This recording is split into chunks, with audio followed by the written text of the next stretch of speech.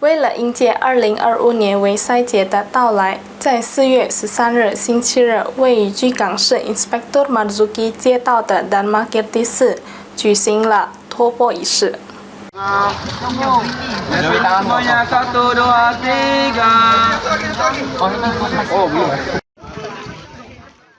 2025年4月13日星期日清晨，居港市 Dharma Kirti 寺左边气氛庄严而热烈，15位法师正在举行佛教传统的托钵仪式，吸引了大量信徒参与。这项仪式是维赛节系列庆典的一部分。维赛节是全球佛教徒的重要节日，即将到来。托钵是佛教的一项古老传统，法师持足行走以4元作为接受信徒布施的食物、饮品及其他形式的供养。托钵仪式筹委会主席罗尼表示，这项传统不仅是对佛陀亲身实践的法行的传承，更是对佛教文化的保护与弘扬。本次托钵仪式的路线围绕 Dharma Kirti 寺展开。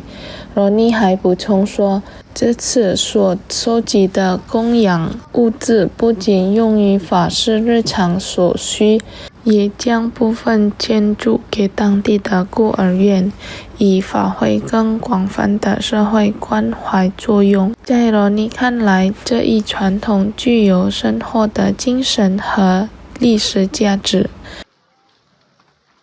menjalankan acara itu Pindapata, di mana itu para umat itu mendanakan 4 kebutuhan biku gitu, makanan, minuman, sandang pangan dan sebagainya. Itu yang di mana nanti beberapa dana yang kita terima itu nanti untuk kebutuhan biku sangga, dan juga beberapa juga nanti kita akan danakan untuk ke panti asuhan dan juga teman-teman yang membutuhkan. Gitu. Kegiatan setiap tahun ya, ada perbedaan nggak dari tahun sebelumnya? Kalau perbedaan yang pasti kelihatan itu semakin tahun ke depan dan sebagainya semakin ramai sih, dan sampai sekarang juga tadi ramai banget sih memang, sampai memang rute yang biasa kami pakai itu nggak bisa dipakai lagi sebenarnya, jadi sudah 2 lapis sesuai dan dempet-dempet umat.